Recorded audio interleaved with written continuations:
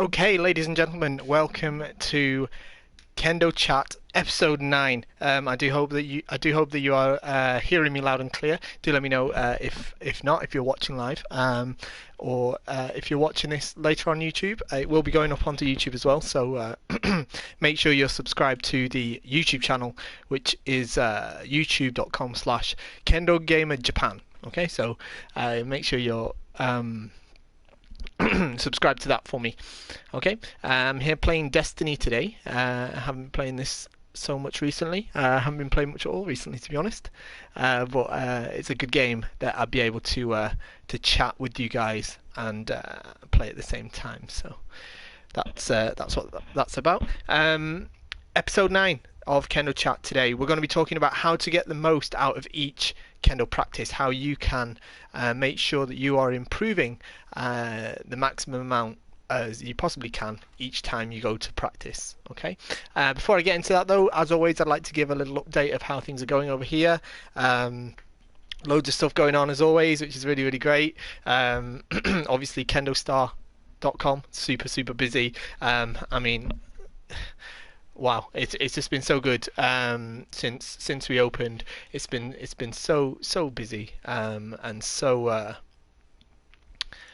popular, and it's I can see why, obviously, because we're putting a lot of effort into making sure that it's the best kendo equipment website out there. That's kendostar.com, and making sure not only are our products absolutely fantastic and coming in at the best value we can possibly offer, but also it's delivered with an impeccable service. So yeah, if you haven't checked out kendostar.com yet, that's kendostar.com. If you haven't checked that out yet, get over there, get to kendostar.com, have a look. We've got a sale on right now, actually, and there's only a couple of days left. We've got up to 30% off on some stuff. That's like until Sunday. That's this Sunday. That's the 10th of July. So if you haven't been over there, do get on over there. We've got some great deals on some Jisen Gata Shinai. They're just like 100 and what was it? It's real cheap. It's like 30% off them. I don't want to say the wrong price to you guys now, but We've got all sorts of stuff going on. We've got the Shinai on there at $161 for 3 Jisen Gata Shinai. We've got Kendogi on there, $76. Excuse me. And we've got and this is one of the best deals on there, if you ask me. We've got our Shinsei Borgu set, which absolutely amazing Borgu set. If you get over to kenshi247.net as well, that's an amazing English language Kendo related blog website. You'll see over there's a very, very good review of the Shinsei Borgu set. So if you haven't seen that, get onto kendostar.com and do indeed have a look at that. I can't recommend that enough. So yeah, that's amazing. And yeah, the Kendo show as well. Obviously that's another project that obviously I'm working on that's going exceptionally well as well. We just released a new episode of that for our early access Patreon contributors. So if you are a contributor to our Patreon, which is patreon.com/the Kendo Show. If you're a contributor to that and you haven't seen that in the Patreon feed yet, there is a new episode of the Kendo Show. It's an absolutely brilliant episode. I'm really, really happy with how it's come out. It's easily one of the best informative Kendo videos out there, I think, right now. The topic on this episode is ki-ken-tai-ichi. So yeah, if you're on our Patreon, if you're one of the wonderful people who contributes to our Patreon, you can get over to the Patreon website and you can see the early access of that right now. It will be released fully on Monday the 11th. So this coming Monday, if you're not part of our Patreon feed, you can still see the new episode, which I say again is about ki-ken-tai-ichi. That will be coming out on Monday. So do look out for that. Make sure you get subscribed to our YouTube channel, the youtube.com/ the Kendo Show, so you can definitely catch that that new episode. Shikami Kendo, hi Andy, hi, good to see you on here. It's nice to see you in the live stream. Thank you very much for joining us. So yeah, that's great. Moving on, I'd like to just quickly give a shout out, as I was just talking about Patreon there, give a quick shout out to the people who have contributed to our Patreon this past week or two since the last stream. We've got Perry Carpenter. Sorry if I mispronounce anybody's name, by the way.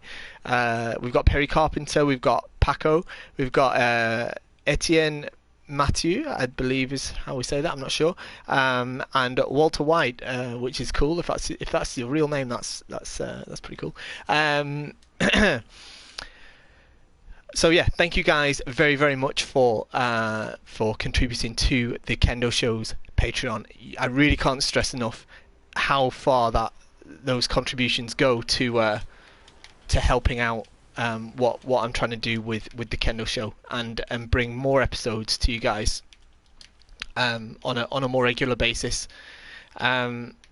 So yeah, thank you very, very much for that. I hope you have seen the new episode in the early access already, and I hope you've enjoyed it as well. So without further ado, let's get on to the topic at hand, which is how to get the most out of your Kendo practice. I want to change my subclass here in the game, but I'm getting surrounded. How to get the most out of each Kendo practice. Okay, so obviously this is a very, very important topic, because I think that many of us, and myself included, we can go through phases of our Kendo practice where we feel like we're sort of stuck in a rut, as it were, or perhaps having a phase where our progress is somewhat stunted, or maybe not improving as quickly as we'd like to, or feeling like we're not even getting any improvement at all. I've certainly had that experience. So I'd like to sort of talk about what we can do when we feel like that, about what we can go back and sort of re-examine about our Kendo practice and help sort of get us back on track, really, so that we can get back to making that steady progress and continuing to climb up the ladder of improvement, as it were. So that's obviously what I want to talk about, and also for people as well that aren't maybe practicing as regularly as they'd like to, then I think I'd like to, well, I'd like it if this advice is useful as well to help you improve as much as you can, despite the fact that you're not necessarily able to practice as many times a week as would be ideal. So hopefully, I hope that's the sort of goal of today's chat. There is going to be a question and answers at the end, by the way, so if you do have sort of questions that come up, whether it's related to what we're talking about or about something else, there is going to be time for those at the end. So do have a think about that, and I will be happy to take questions at the end of the stream. Okay, so do bear that in mind as well as we go along. Okay. Excuse me. So, in short, basically what we're talking about is what specifically we need to focus on whilst we're at practice, whilst we're doing practice, that's going to sort of get us to a quick route of improvement. I don't know if that's the right way of saying it, really, quick route of improvement, but to ensure that what we're doing is continuing to improve our development in Kendo. Yeah. So what I think I'd like to do first is perhaps have a think about what's probably best not to do. Okay. And it's very easy to fall into certain habits or sort of ruts, as it were, And I think the worst thing that any of us can do, and it's very, very easy to do, I've been guilty of it myself and still do it from time to time, especially when perhaps you're stressed with work or family or whatever. It's very easy to just turn up to practice and kind of just go through the motions. Okay, sensei says do 5 times menuchi, and you just do 5 times menuchi without really thinking about it so much. It's very easy to sort of fall into that trap, but it's very, very damaging. Okay, to your progress. I think most of us probably go to Keiko, and I could be wrong, but I think most of us probably go to practice, and there's a sort of sequence.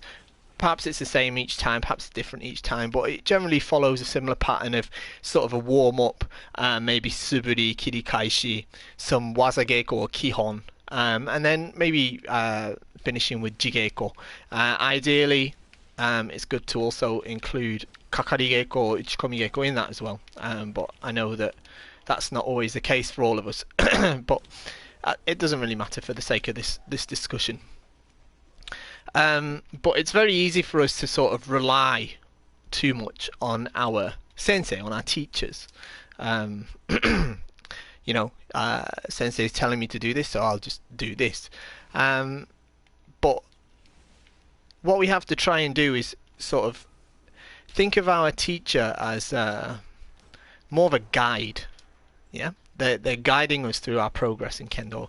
At the end of the day, the responsibility to improve is on us. Okay, the teacher is the resource, and our responsibility to improve is of course on us. So, perhaps there's a dojo that's very for example, let's say there's a dojo that's very, very strong, wins lots of national tournaments or whatever, or has lots of high grades. Just going and practicing at that dojo doesn't automatically mean that you'll become skilled, right? You have to put the effort in to do that.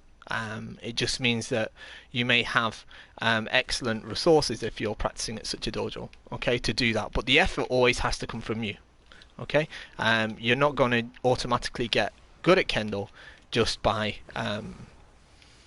attending a place that has high-level teachers or high-level members even.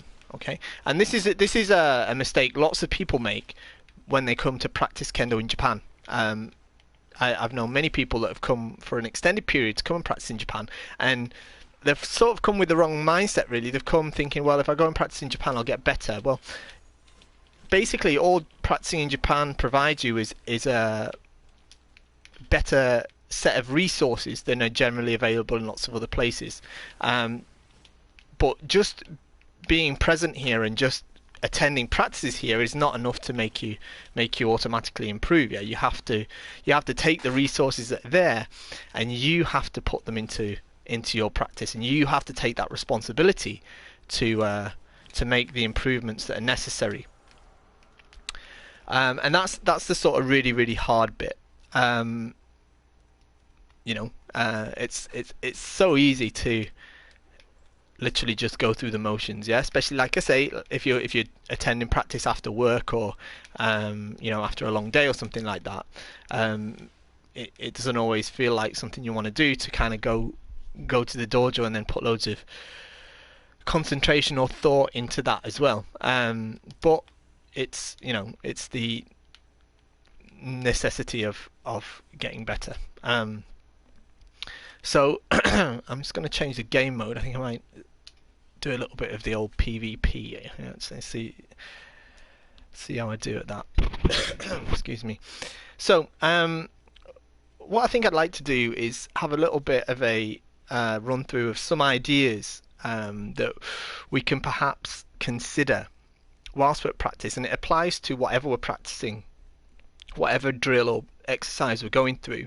But again, the inspiration for this episode came from a book that I have produced by the All Japan Kendo Federation. If you've got the camera up, there it is. It's the book about it's basically the written test for the grading exams up to 5th Dan. It's the answers for that. And there was a particular question that said what what elements should you focus on whilst practicing. And as I was reading through it, I thought, oh well, these really resonate, because it's really easy to forget lots of these points, even though they seem really basic and they seem really obvious. But I thought, it'd be a good thing to remind ourselves that, yeah, we need to be focused on this, this, and this. So, in short, whatever practice drill you're running through, it could be kiri-kai-shi, it could be uchikomi, it could be regular kihon, it could be 5 times menuchi, whatever.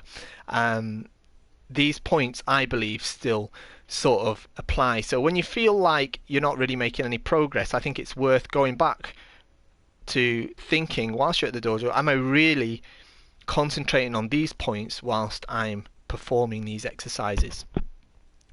So number one is, these aren't in necessarily order of importance, but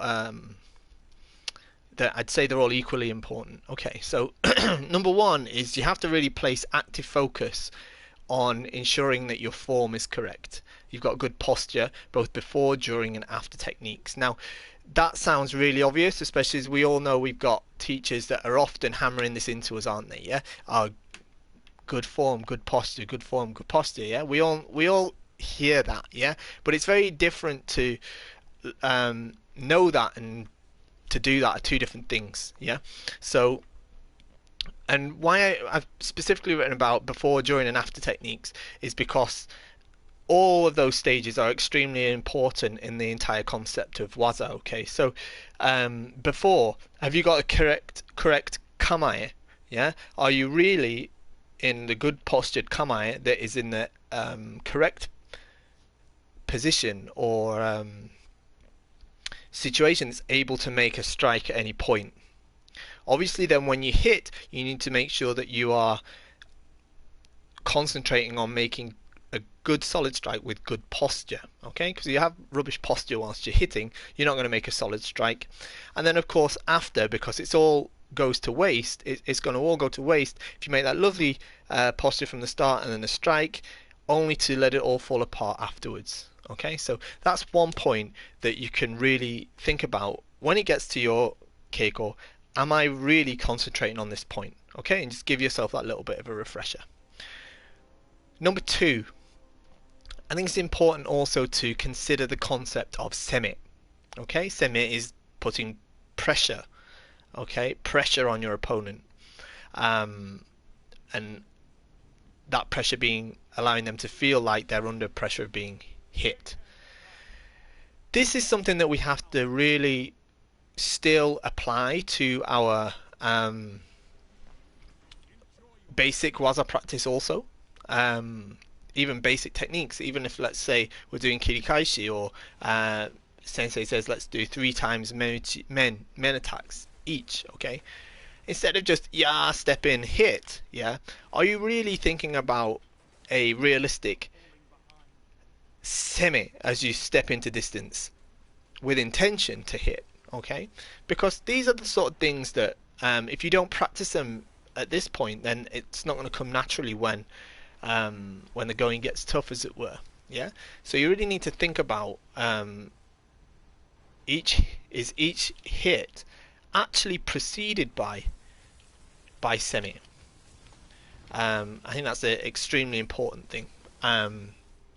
So that's another thing that you should think about. Okay, to help get the most out of each of your practices.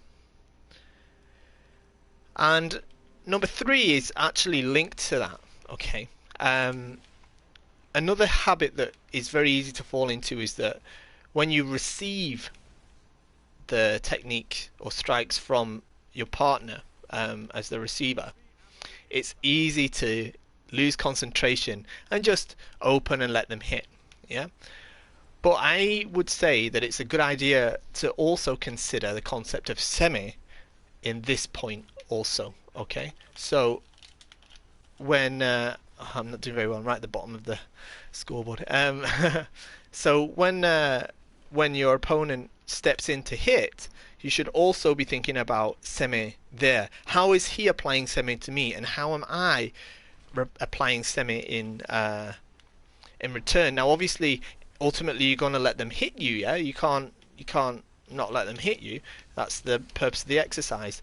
But that being said, you know, it's you should be at least watching the movements of your opponent, so that you are training your eyes and your mind for the movements of what an opponent looks like at the split second before they make an attack. Okay, I like to sort of think of it as standing there in kamae, and at that very moment that they attack, I imagine myself just in my mind performing debanawaza or ojiwaza. Of course, I don't do it. I let them strike me, but just in my mind, just mentally, I perform that waza. And I think that actually does go a long way to improving your your keiko. So even as the receiver, you have the opportunity to improve. Okay, so I think it's important to bear that in mind also. Okay, so the next point, number 4, and again, this seems like a super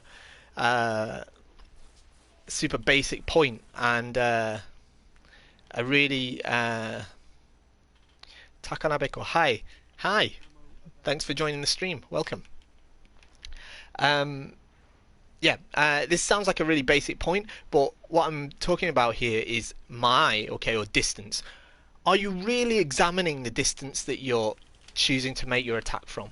That's another super important thing. Okay, even when you're just doing a really basic Kihon Geiko, are you really considering this is the correct mai, or are you just making it easy for yourself by stepping in that sort of half step closer than you probably need to, so that you don't have to stretch yourself too far? Okay. What you want to do is obviously make sure that you're doing your best to stretch just your abilities, and ideally, especially with Kihon Geiko, try and attack from as far away as you possibly can. Okay, so you need to be actively checking that as you go through each individual strike. Okay. Sogaron, thank you for joining us. Hi, and thank you for your great videos and streams, Andy. No problem. Thank you very much. I'm glad you enjoy them. I hope they're useful. It's a pleasure to do them, and it's great when I get feedback just like that. So thank you very much. Oh Christ! I've got a sniper rifle on. That's not good. I thought I had a shotgun. Okay. Are you? So that's number 4. Okay. Are you really using the correct mai, the correct distance? Okay. You really need to concentrate on that. Okay. And not just go for the easy option and step in that little bit closer than you really need to. Okay. So do bear that in mind too. Okay. Number 5.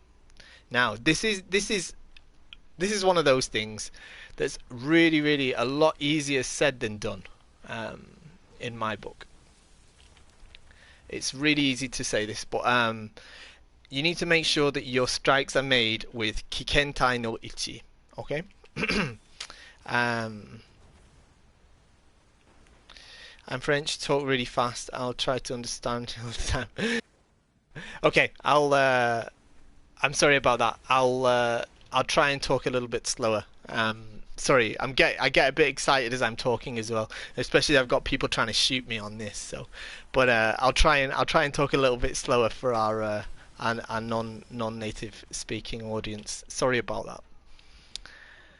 So yeah, are we really examining if our techniques are being made with ki-ken-tai-ichi? Okay. Oh dear, I'm about to get shot. Okay.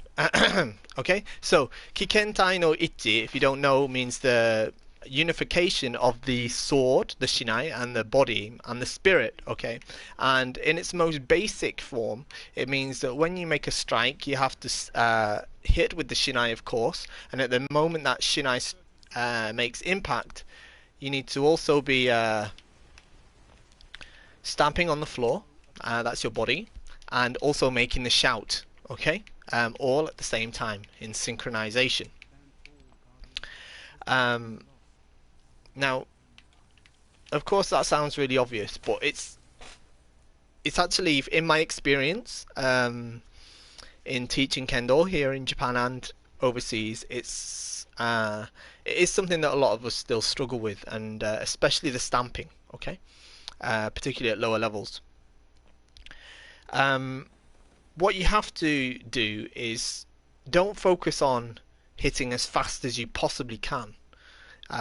Instead, you have to focus on, even when you do small waza, okay, it's very easy when they say, okay, we're going to do 3 times small men or small kote. We just think about trying to hit as fast as we can, and we lose all concept of ki-ken-tai-ichi. Okay, so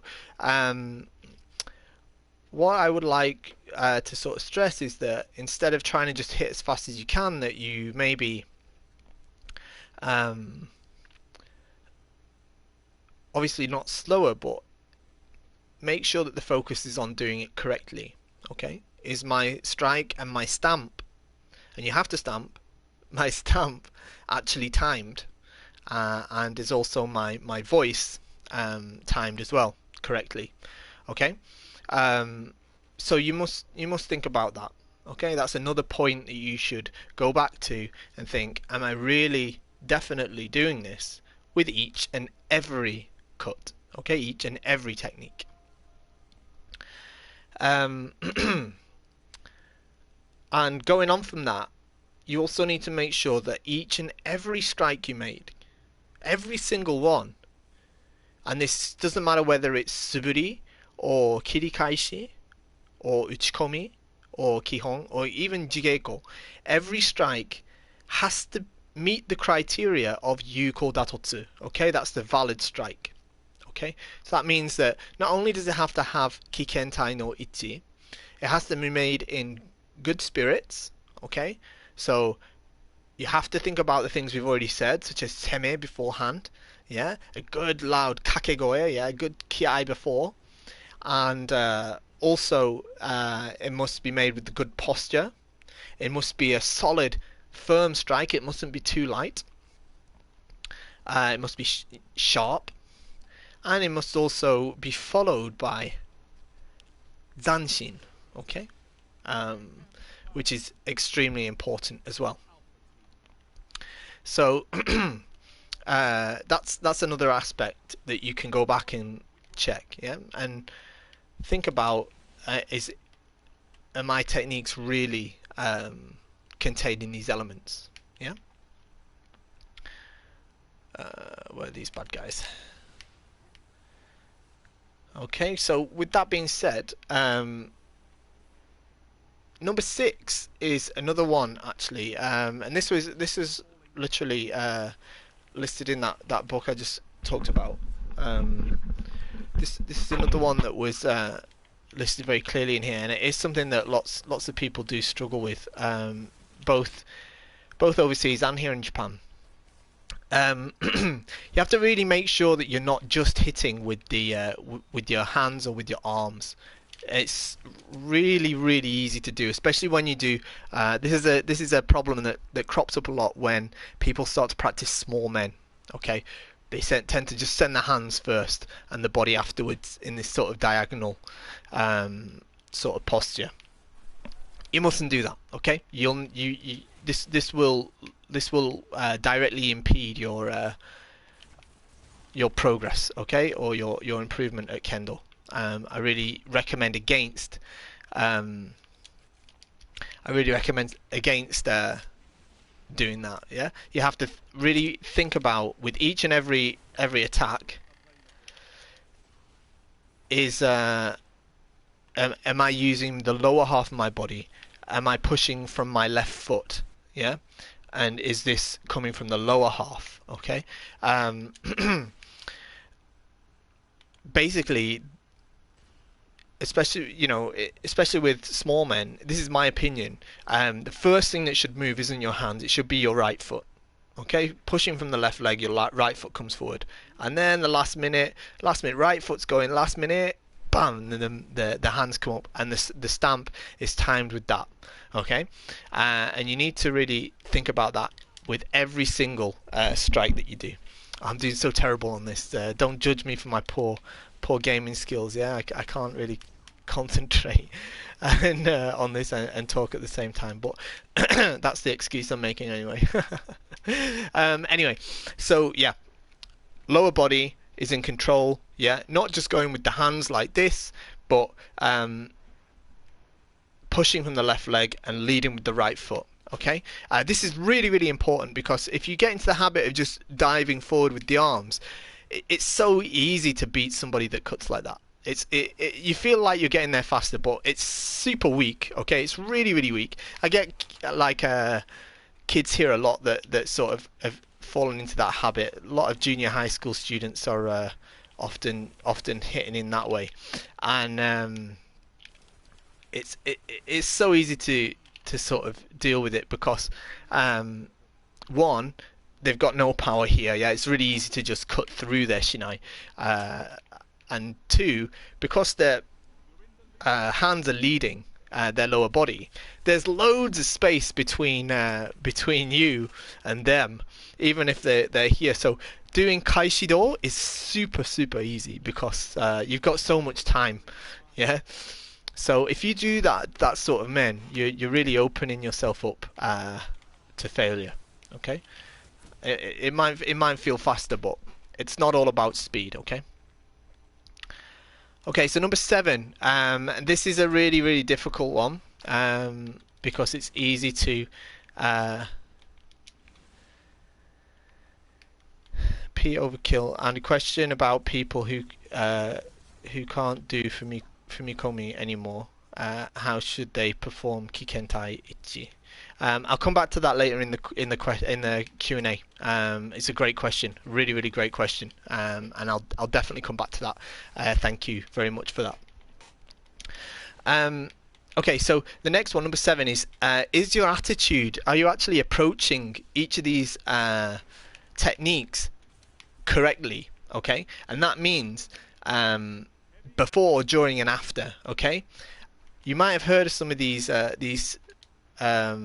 terms. There's some Japanese terms called migamae, kigamae, and zanshin. Okay, migamae is the concept of making a kamae with. We all know what kamae means, right? With your body. Okay. Basically, migamae, yeah, it means making the kamae with your body. So it literally means doing the physical kamae, okay? And the reason that's sort of relevant in what I'm sort of saying here is because that goes back to what we said before about having the correct posture. Yeah, but not just the posture. Is your kamae actually correct before you even start? Okay, and this is something that I say to the kids that I teach a lot. Okay, kamae isn't just holding the shinai in front of you towards your opponent. Okay, it's not just holding the shinai. Takanabeko, I like the concept of playing a game and talk about Kendo. What games do you play on stream? Okay, I'll answer this very quickly before I move on with that. This is a game called Destiny on PlayStation 4. I play this one quite a lot. I also play a game called Warframe, which is a free-to-play game. And that's pretty much it. I play The Division sometimes too. And that's about it at the moment until I get some more. I'll probably play some others as well in the future. If you've got any suggestions, don't hesitate to let me know. So migamae is the concept of making the kamae with your body physically, okay? And like I said, it's not just holding the shinai towards your opponent, okay? Your feet have to be in kamae, and that's super important, yeah? Are your feet in kamae? And that means, are you actually in the position that you can make an attack at any point? If you're not, then you're not in kamae, okay? So are you actually starting from that position? Then kigamae is to make the kamae with your spirit, okay? Which sounds obviously a little bit sort of, what can I say, esoteric or spiritual, but obviously that's what it means. Yeah, it means, are you mentally and spiritually ready for this encounter? Okay, so it's not just standing there, yeah, but actually having a high level of spirits, not just with your voice, but actually with your overall demeanor, yeah, and being ready to make this attack. And this counts even for the very basic basic practices in kendo, okay? Even when you're doing suburi, okay? Man, and then making sure that you're in good kamae both physically and spiritually and ready for the next one. Imagining that there's an opponent there for you to strike and you're performing zanshin, yeah? And zanshin is the next point. After each strike that you have got correct zanshin, okay? Zanshin means remaining spirit, okay? So it means not just hitting and then forgetting about it, okay? It means that you're absolutely ready to make, to defend yourself afterwards, and that you haven't just hit and it's over with, yeah? It means that you've carried the waza through to the end. And you're ready to perform the next one immediately, okay? So you don't just hit man, go through, and then just turn around however you feel like it, yeah? Man, go through, turn around, come on, ready for, once you turn around, you're ready to make the next strike immediately if you have to, okay? That's really, really important. The whole waza from start to finish has, waza has a beginning, a middle, and an end. Yeah, each technique has a beginning, a middle, and an end. The beginning being the point where the encounter starts, where you take kamae, you make the kakegoe, the first yell, you get into your distance, and you get ready to launch your attack. The middle point, obviously, is where the action happens. It's where you actually make that strike, bam, yeah? And that has to be technically correct, of course. And then afterwards is what happens after that, how you react to your opponent after you've made your strike. Okay, that could be passing through, that could just be finishing with taiatari, it could be continuing that forward momentum but turning as you pass, like in a realistic situation, keeping your eyes on them. That's the correct zanshin actually for a shiai type situation, and separating from them physically and ending in kamae with zanshin and ready to make your next strike. Okay, it's really, really easy to get lazy with this stuff.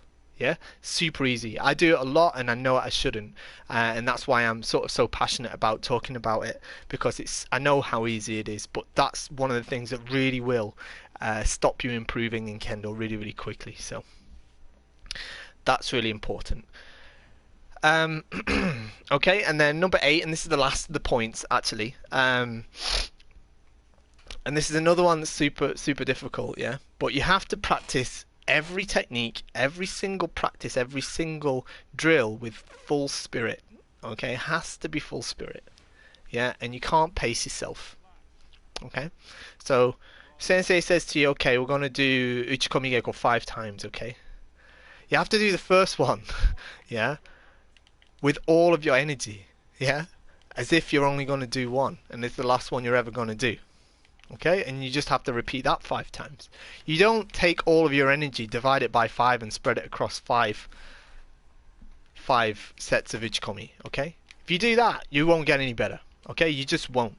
That isn't how kendo works. Yeah, kendo works by pushing yourself to and slightly beyond the limits that are in your mind. Okay, so don't pace yourself. Okay, if he says we're going to do ki-ken-tai-ichi 10 times, okay, right, well, I'll do it at sort of 60% of my speed so I can get through all 10.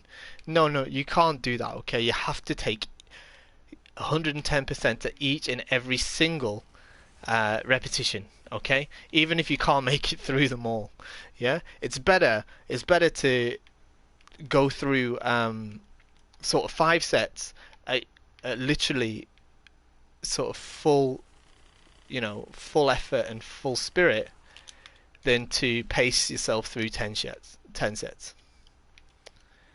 So that's really, really important as well. Okay, so don't forget that. That's something that I really want you to take away from it. Okay, don't be pacing yourself. It's a really easy thing to do, but you're really not going to you're not gonna be thanking yourself for it later. Okay, it's really, really damaging to your progress. Okay, so that's the end of my little sort of list. To sort of recap quickly. Number one was to place active focus on ensuring that your form is correct and you've got good posture both before, during, and after each technique. Number two was to consider the concept of seme, even when you're doing super basic practices. Okay, consider if you're actually performing an accurate opportunity to make seme. Number three was also make sure you're practicing correctly and considering the concept of seme when you are receiving practice drills from your partner. Yeah, don't just blindly receive. Look at what they're doing, look at their movements, and think about how seme applies in that situation too. Number four was about making sure and being strict on the distance or the mai that we're using. Yeah, that's that's another super important point. Number five was to make sure that we are attacking with ki-ken-tai-ichi, and that all of our strikes, no matter again how simple or basic our practice is, that every single strike is meeting the criteria of Yuko Datotsu, okay? Rather than just being as fast as possible.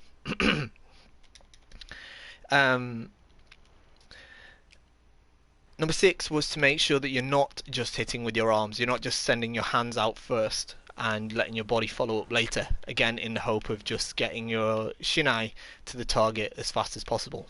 You have to use the lower body, use the left leg to push forward, and the left leg to push forward, and the right foot, sorry, to lead. Okay, cutting from the hips and the lower body. Okay, excuse me. Sorry about that. Okay, so you need to make sure that you're not just leading with the hands. Number seven, making sure that your attitude is correct to every single technique. Okay, both before, during, and after. Yeah, considering the concept of migamae, kigamae, and I've almost got him. Oh, he got away. And kigamae. Okay, migamae, kigamae, and zanshin. Yeah, making sure that once you completed a technique, you're instantly ready to make the next one. Okay. And the last point, number 8, was about practicing with full spirit and not pacing yourself through through the practice menu. Okay, because that's not going to help you get the most out of your kendo practice, which is of course what we're talking about. Let me get under here. So, like I said at the start, really, a lot of that seems to be obvious or basic, but it's so easy to just forget about it or just let it slip. Just go through the motions. But you really have to be strict on yourself. You have to be hard on yourself and make sure that you're coming back to these points, and make sure that even, doesn't matter how basic the practice you're doing is, doesn't matter even if you're just doing suburi at home, yeah, you need to be thinking about these points if you really want to be getting the most out of your kendo practice. Okay, that's what's really going to help you improve, in my opinion. Okay, so that's pretty much it, I think, on what I've got for that. It's like I say, I mean, it seems sort of basic. It's just one of those things that we need to sort of keep on top of, and like I said, just be strict with ourselves. Go back to, you're in that point where you're feeling, oh, I don't feel like I've got any better recently. Why do I bother even going to training? I mean, I've had that. Why do I bother even going to training? I've had those feelings before, of course. But if you just go back to these points, be strict on them, and think with each and every um, sort of practice method or training drill, go back to these points and make sure that you're really focusing on these. Then, without a doubt, you're going to get better. Okay, you absolutely are. Okay. So, with that being said, I think we'll go into a little Q&A now, a little question and answer thing before I wrap up the stream. We got a question before about if somebody can't do Fumikomi anymore, how should they perform ki-ken-tai-ichi? So I'll start with that. If you've got other questions though, do fire them into the chat now, and I will answer them.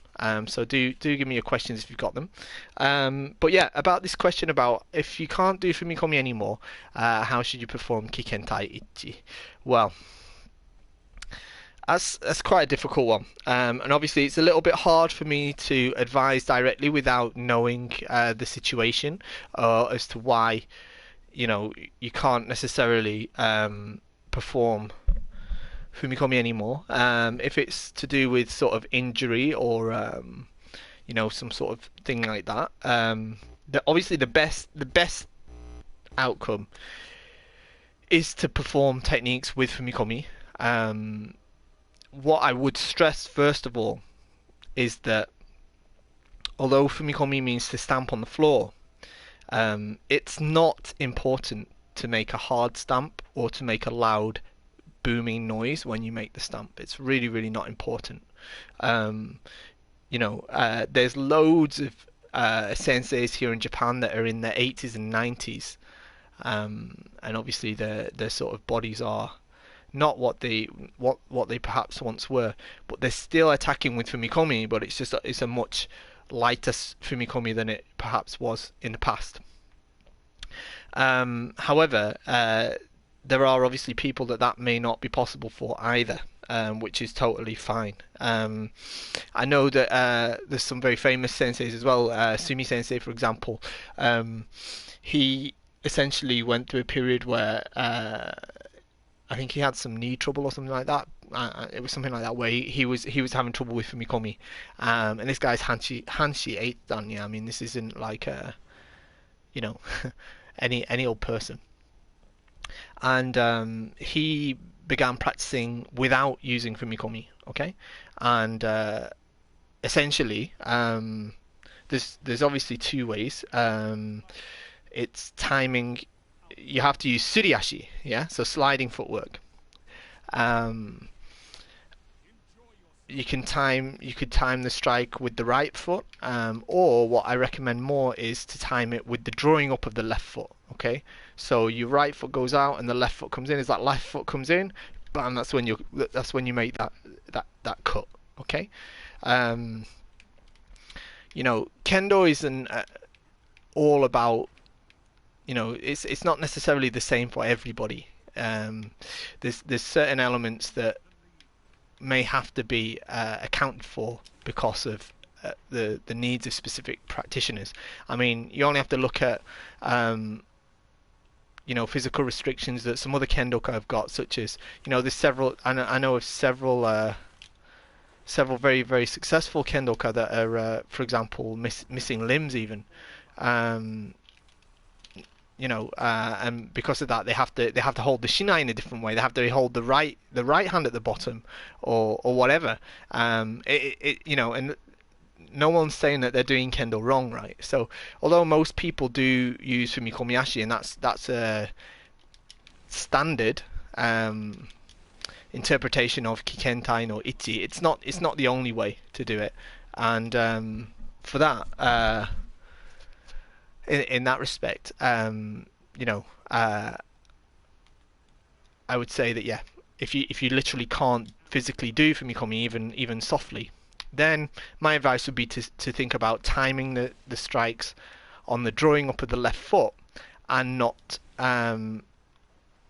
worrying so much about, you don't have to fly through afterwards either. Yeah, that's not what zanshin means. Yeah, you still have to make spirited attacks that maybe you can't go flying, yeah, but what's really important is seme, spirit, and zanshin, yeah, and that isn't about flying past your opponent or running around in circles. Okay, so it absolutely is possible to continue to practice kendo with ki-ken-tai-ichi, even if you can't do fumikomi. Okay, so I hope that sort of answers the question. I've sort of gone around the houses a bit with that one, but it's a bit of a difficult question, bit of a difficult topic, but it certainly isn't something that I want you to feel discouraged by in any way. And if it's yourself that's in the situation where you can't do the fumikomi anymore, then I do wish you absolutely all the best with it. Okay, hi Andy, thanks for the stream. A question on tonight's topic. Question is, as a beginner, it can be easy for spirit to overwhelm form. Right, hang on, I haven't got all of that. Let me just bring up my chat stream just a minute. Bear with me a second, guys. I'll get the rest of that question. It hasn't all come through on the old PlayStation chat there. Sorry about that.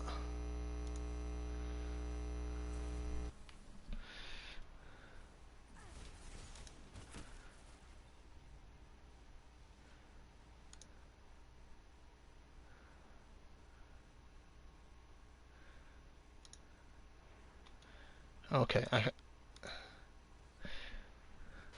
sorry, I didn't get the second half of that question. I don't seem to be able to get it. I'm guessing the rest of it says, should I stress more form or spirit? Okay. That's a great question. I love it. Thank you very much for that question. Basically, my advice is probably actually spirit is more important than form every day of the week. Okay, there's no doubt about that. Okay, you definitely need to stress spirit. Okay, that's the super important thing. You mustn't you mustn't sacrifice spirit for anything really. That's by far the most important thing. However, what you can't do is use high spirit as an excuse for poor form. Okay, so by all means, prioritize the spirit. Make your attacks with a loud voice and high spirit, but you also have to be thinking about doing that in in correct form. Okay, so what I'd like to also point out is that what high spirit means, yeah, it doesn't mean just going crazy and sort of flailing away at your opponent. Yeah, not that I'm suggesting that's what you're doing for 1 second, but it means at the time you make an attack, yeah, you have a loud voice, yeah, loud spirit and an energetic strike. It also means that in your kamae you have a strong spiritual stance and control of your emotions, okay, and you're very how can I say, under control of your mentality whilst in kamae. But also particularly during your practice, you certainly have to make sure that although you are continuing to practice in high spirits, you shouldn't let that run away with you. Okay, you also have to be able to control yourself enough to be able to practice intelligently. Okay, so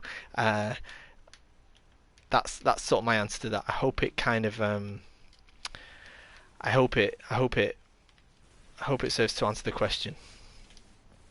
Thank you very much, Andy. Your mother can't do fumikomi anymore, and sometimes she's very unsure about that and her kendo style because of her.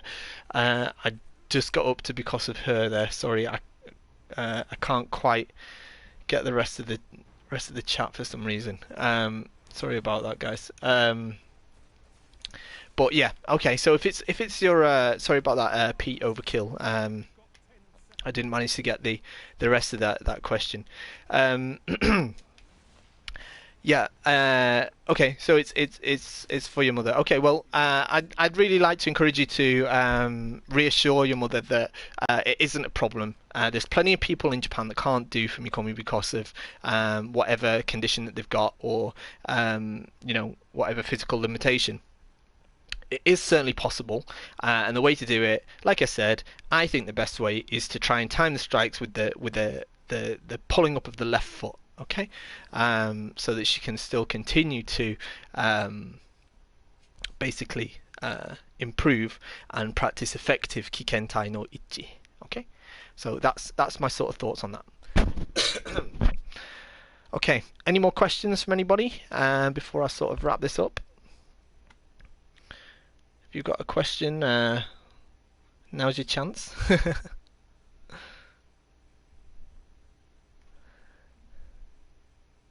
Hey Andy, I don't have a question, but I wanted to say thanks for all the awesome videos, old ones and new ones. Watching them helped me decide whether I wanted to try Kendo, and I did. I love it. Thank you very much. That's that's wonderful. Thank you. I really, really appreciate that feedback. I really can't tell you how inspirational it is to hear from someone just like you, that saw some of the content that I put out, and thanks to that, decided to give Kendo a try. That really is fantastic. Thank you so much. So yeah, do keep up Kendo, and I do plan to carry on supporting the Kendo community by putting out this content, and do not hesitate to help to sorry get in touch with me if you ever need any help with anything. Okay. Uh, Takanabe-ko. Do you think Kendo needs to be more media? You mean, do you think there needs to be more media for Kendo?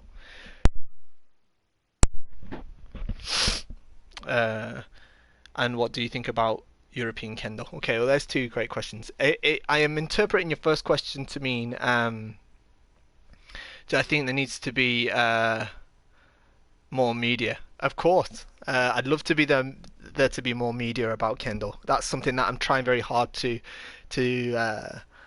fix myself. Obviously, I've got several YouTube channels and social media outlets. Obviously, I'm running KendoStar.com as well. So that's my way of trying to improve the level of equipment and stuff. KendoStar.com. There we go. It's back to front on this camera, but that's my way of trying to improve the quality of equipment and obviously the service that people are receiving when they're trying to buy equipment, because obviously it's very difficult.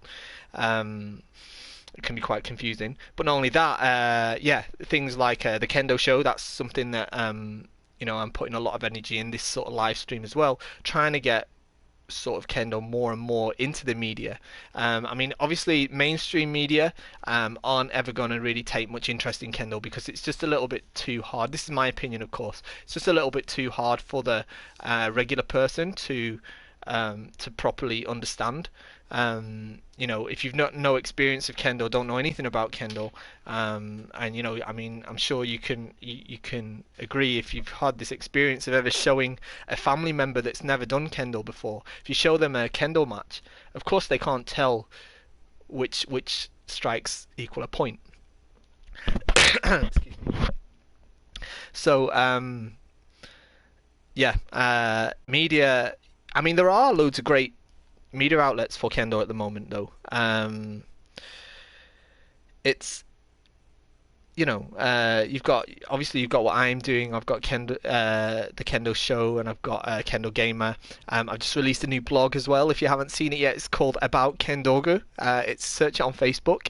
It's a new blog that's going to be about actual Kendo equipment, like sort of behind the scenes stuff, and explaining what lots of the terminology mean, and explain how it's made and how you look after it and stuff. So that's one other thing. Obviously, you've got stuff like Kendo World as well. Kendo World's a great media outlet in English. They've got a magazine. I've got one down here somewhere. I've got a few down here actually. Kendo World is a magazine. These guys that made these beautiful magazines that are really, really good. They've got a YouTube channel too. And of course, there's Kenshi 247.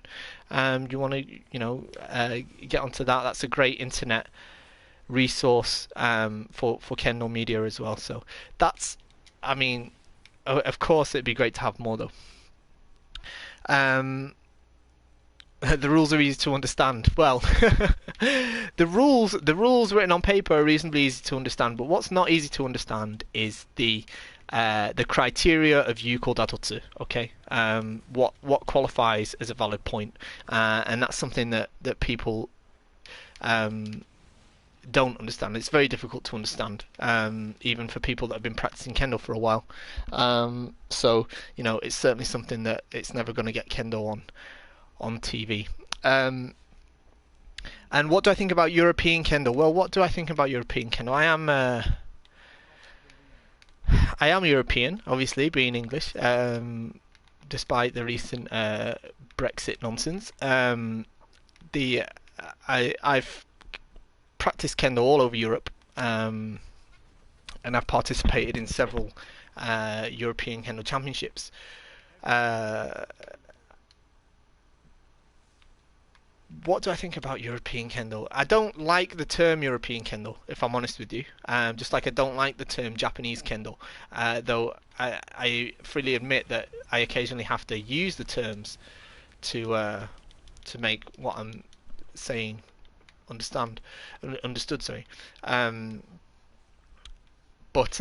kendo is kendo. You have correct kendo, you have incorrect kendo. Um, that's my sort of take on that. But in terms of kendo in Europe, I think kendo in Europe has made so much progress over the last 10 years. Um, it's I think it's really, really excellent. There's still some areas that are still lacking, if I'm honest with you. An understanding of Yuko Datotsu, the criteria of Yuko Datotsu, is something that not everywhere in Europe has quite gotten the hang of yet, which is understandable. Um, and obviously, we've got much fewer people doing kendo in Europe, which uh, makes things difficult too. What I'd like to see more from European kendo, and this is a difficult point I think, but I'd like to see more young people in kendo, more children. There's very few children practicing kendo in Europe. Kendo as a overall is practiced by far more children than adults in the world, particularly in Japan, obviously. Um, and although there are some dojos in some countries, France is a great example, and where there is a great community of youngsters doing kendo, children doing kendo.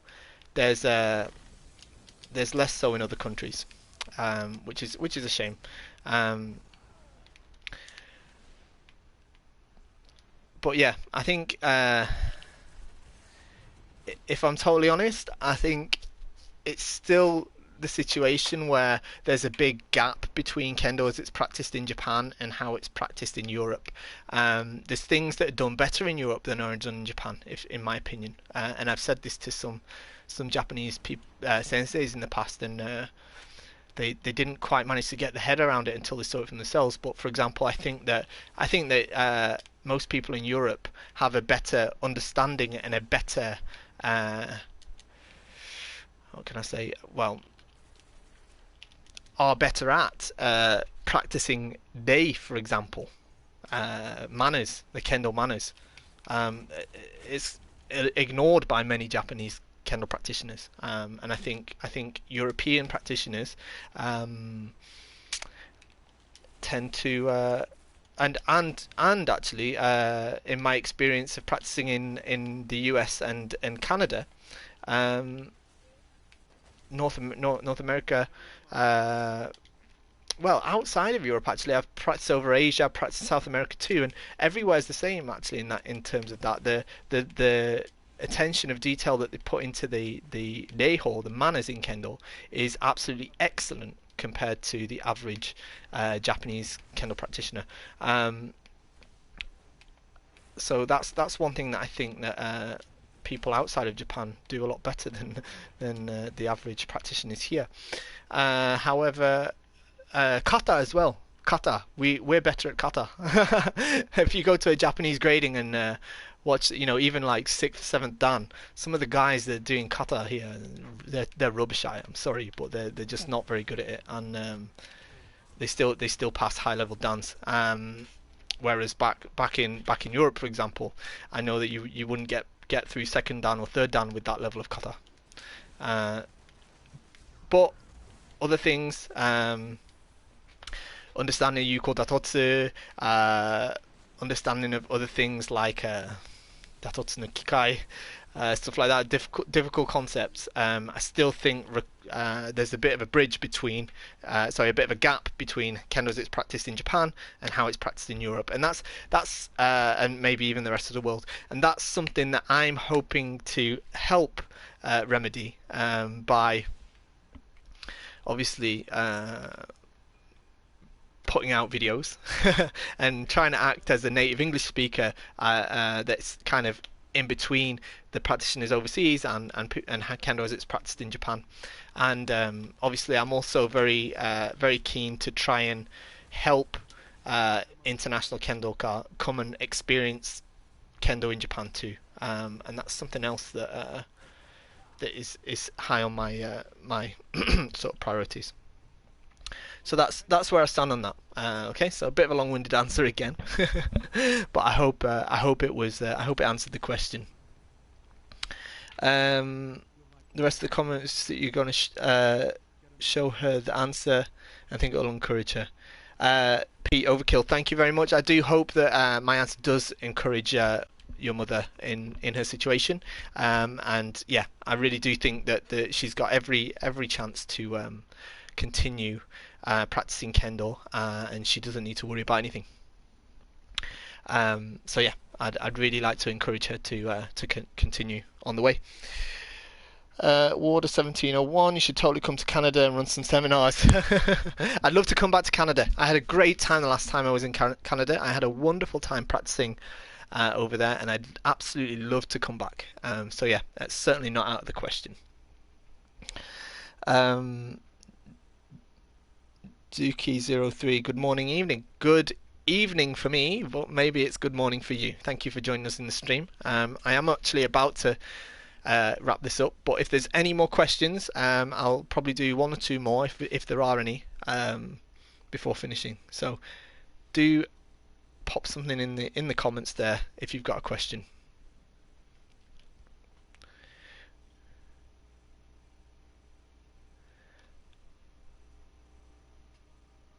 Okay. Dukio3, we have an 8th Dan police sensei from Japan coming to our dojo to teach a seminar. Any advice to get the most out of this experience? Yes, I do have some advice to get the most out of the experience. One is do everything you can to put everything you possibly can into each aspect of practice during the seminar. Okay, so whatever you do, don't go through the motions. Not that I expect you would. Do your best to remember everything that sensei teaches you. Okay, try and remember as much as you can. And lastly, and this is super important, watch sensei's kendo very, very closely and try to take the parts that you think are very good and imitate them. I think that's very important. That's but yeah, I think the most important thing is to just really try and soak up everything that he says, because it's it's not an experience many of us get to do very often, to practice and get direct instruction from an 8th Dan sensei. When it comes to Jigeko as well, by the way, if it's the kind of Jigeko where you sort of line up to practice with the sensei, just get your men on as fast as you can and do everything you can to make sure that you're in line and you do get to practice with sensei, okay? And then afterwards go and ask him for advice. But yeah, many of us don't get the chance to practice with eighth dans very often, and even if we do, to get that sort of direct instruction is even rarer still. So yeah, to get the most out of it, just do your best to soak up literally everything he says. So yeah, that's what I think on that.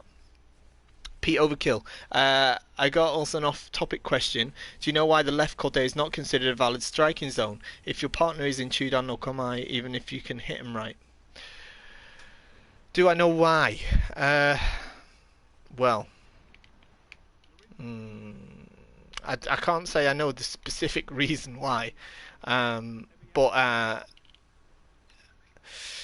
think if I'm totally honest with you, if your opponent's in Chudan no Kamae, I can't really imagine a way in which you can honestly, genuinely strike him on the left kote, and it meet the criteria of Yuko Datotsu, despite the rules saying that it's not a valid target. An easy answer to the question, of course, is that there's a good reason why the targets in Kendo are actually limited to what they are, and that is because Kendo's not about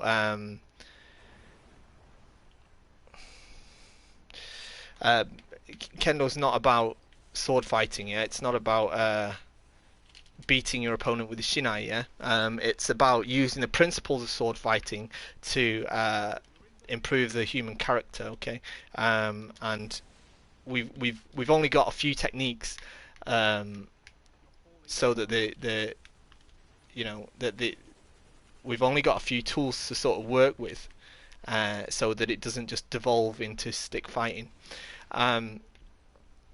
Now, maybe doing Haraiwaza before the strike. Still, I don't think you can get. I don't think you can get a great shot at the left kote. I don't know why it's a. If you could make a. If I'm honest with you, if you could make a strike at the left kote, I don't understand why you couldn't make one at the right kote. Certainly, with the right kote is certainly closer. It's kind of a. If I'm totally honest, it's a slightly irrelevant target, because like I say, the right kote is certainly without a doubt easier to hit. But I think yeah, I mean if we had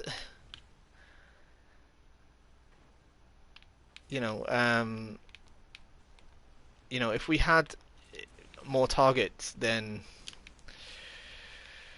I guess there's some advantages to it, but I don't know.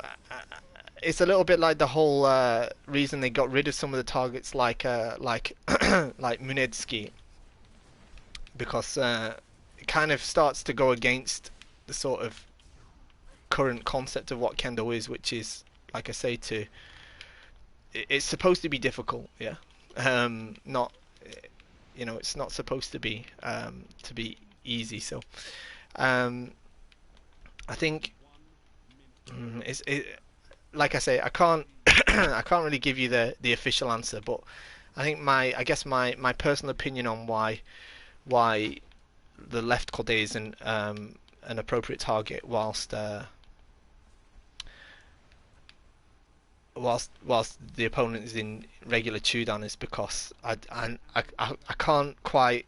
One, I don't think that I can't imagine it being done. I don't believe I could make a strike that was Yuko Datotsu whilst the opponent is in Chudan on the left kote, and I can't imagine how that would be done,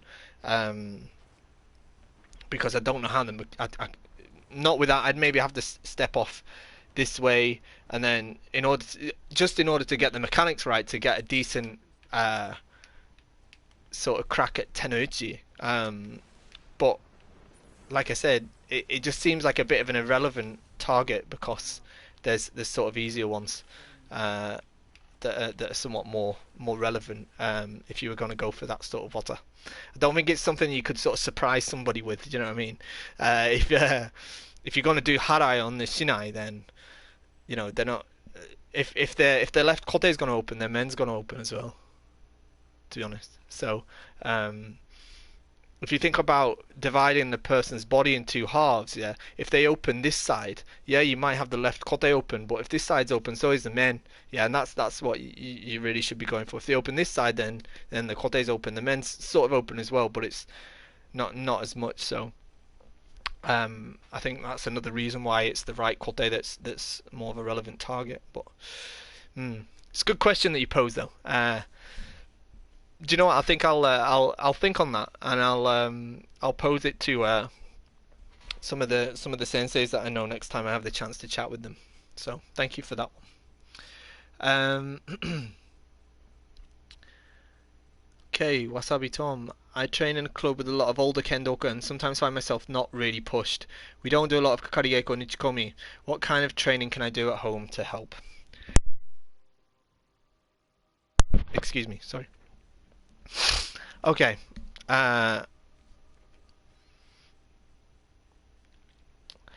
Well, this is a difficult one too, isn't it? Basically,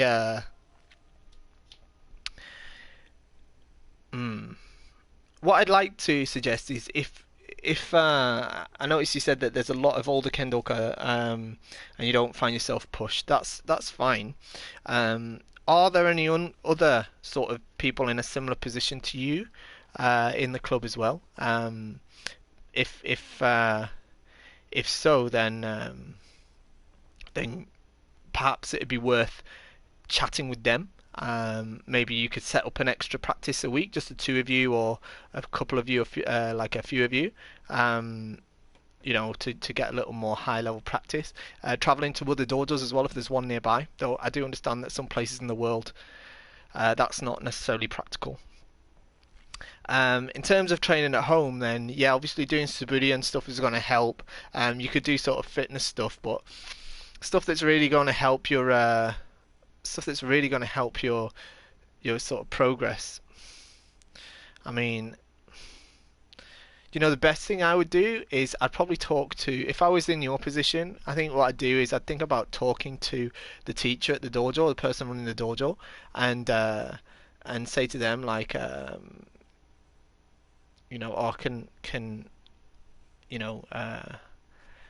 when you do jigeko, like if you're going to do jigeko with that teacher or whatever, just ask them if they can receive uchikomi or kakari geiko for you, or if there's any way that you can increase the intensity of your own practice.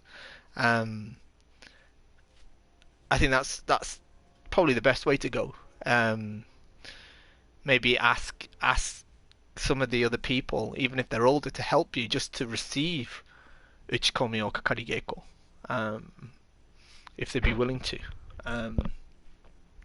Obviously they don't have to do it, but just in order to help you improve, you feel like it's lacking. But like I say, I think you'd also benefit from going to other practices. If you've got a dan level, like a first dan or second dan, I'd certainly recommend attending your if it's possible. It depends on your country, but if it's possible for you to attend your national teams tryouts or practices, even you don't need to go there with the goal or the necessarily the intention of being selected for the team. What I'm talking about is going there to experience the same practice as the people that are trying out are also experiencing. Again, well, that's something that depends on geography. I understand that in terms of the location of where you are and where those practices are held. So, but that's sort of my my advice for that. Really, I hope it helps. I know it's a bit of a difficult situation you're in, and I can relate to it because I've been there myself actually. But what I do is I just do do my absolute best to travel around as much as I could, and at the practices that I did go to, just try and get somebody to push me. Um, so I do appreciate it can be tough, but I'm sure you'll get somewhere with it. Okay, so hey Andy, greetings from Switzerland. Looks like your business is running well when you have time to play video games. Wish you all the best, Marco. Yeah, well, um, if yeah, sadly I don't have the time to play video games nearly as much as I'd like to. These, I'd actually like to bring these streams to you a lot more regularly, but just with the way it's been going at Kendo Start, it really is literally just super super busy. So, but thank you anyway. Thank you very much for the words of encouragement. Thanks again. A new member of our club asked me about left kote and I couldn't really answer. My answer was that you could also hit men, but I was still thinking a lot about it. Excuse me. Yeah, and that's the thing. I think my answer to that, yeah, is just it's just not a relevant target. I think that's the best way to think about that. Okay. Okay, so great. That's wonderful. We've been doing this now for like an hour and 20 minutes, something like that. Really, really great. As Marco just said, I am actually really, really busy, so I am going to have to go now. I've really, really enjoyed having this chat with you guys. Thank you very much for joining me on Kendo Chat today. It really has been fantastic. I hope that it's been a sort of useful and an informative episode for you. It's been great to take your questions as always and to chat with everybody. Just before I go, of course, I've got to give the plugs as always. Don't forget, we've got a new episode of The Kendo Show coming out this Monday, okay? So if you haven't subscribed to youtube.com/The Kendo Show, get over there and subscribe to it, yeah, because we've got a brand new episode coming out this Monday, all about ki-ken-tai-ichi. It's a really, really fantastic episode. I'm sure you're going to absolutely love it because, I'm really, really am happy with how it's turned out. So do make sure you've checked that. If you are on our Patreon, that's patreon.com/The Kendo Show. You can support the work I'm doing on The Kendo Show. It does help an awful lot. And everyone that contributes to that gets early access to all of the Kendo Show episodes as well. So some of you guys, if you are already contributing to our Patreon, and if you haven't seen it already, the new episode is currently live on the Patreon stream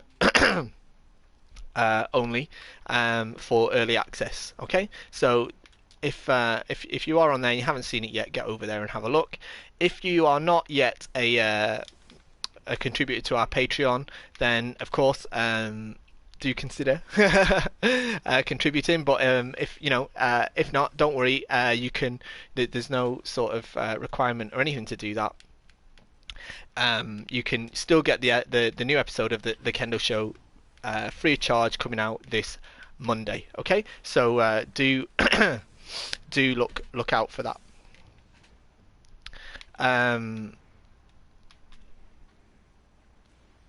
Of course, there is Kendo Star as well. KendoStar.com is the best kendo equipment website on the internet, without a doubt.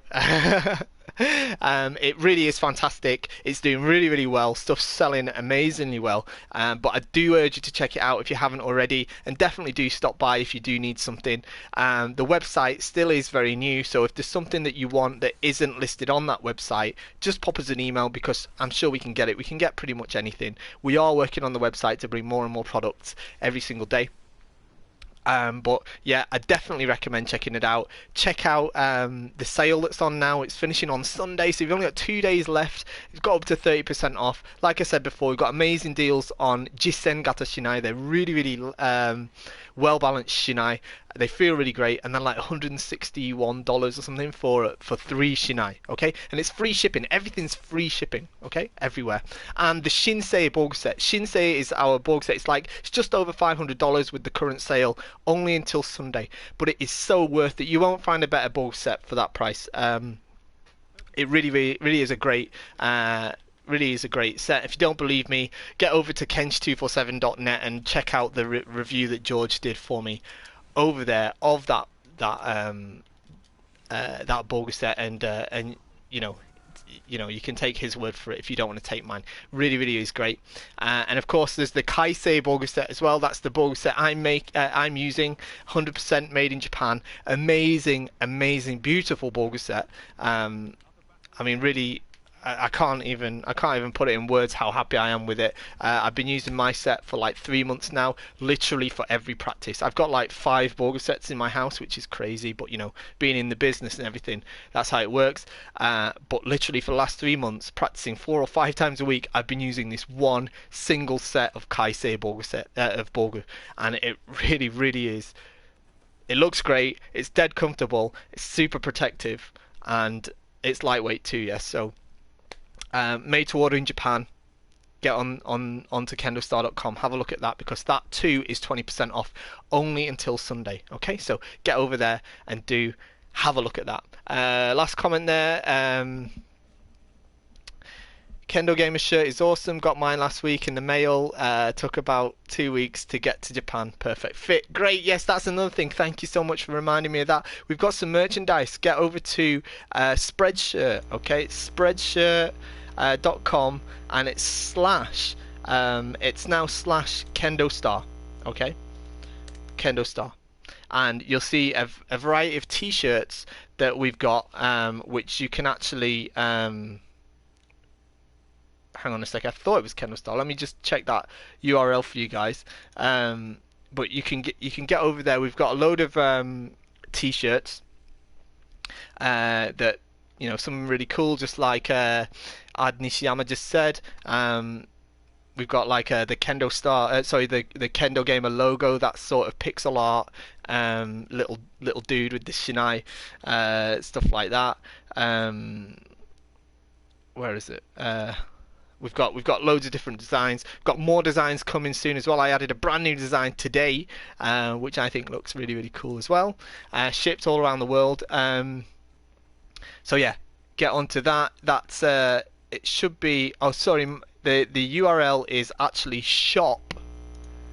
It's shop.spreadshirt.com/Kendo Star. Okay, so that's. I'm gonna write it down. I'm gonna put it on the camera right now. It's shop spreadshirt.com/Kendo Star. This is where you're gonna see how terrible my handwriting is now, right? Okay, it's backwards on here, yes. So just forgive me, yeah, but shop.spreadshirt.com/Kendo Star. Okay, and we've got a load of T-shirts, got hoodies and stuff on there, some merchandise. Check them out, okay? Because the proceeds from that as well, they go directly towards helping me bring you more episodes of the Kendo Show, just like the proceeds of Kendo Star do. More episodes of the Kendo Show and more live streams like this. Okay, so spread it around with your friends as well. I really do appreciate that, and I appreciate everybody's support. And thank you so much for joining me in the stream today. It's been absolutely a pleasure as always. So yeah, that's it. I think that's about it for me today, and I'll see you in the next stream. Thank you so much for joining.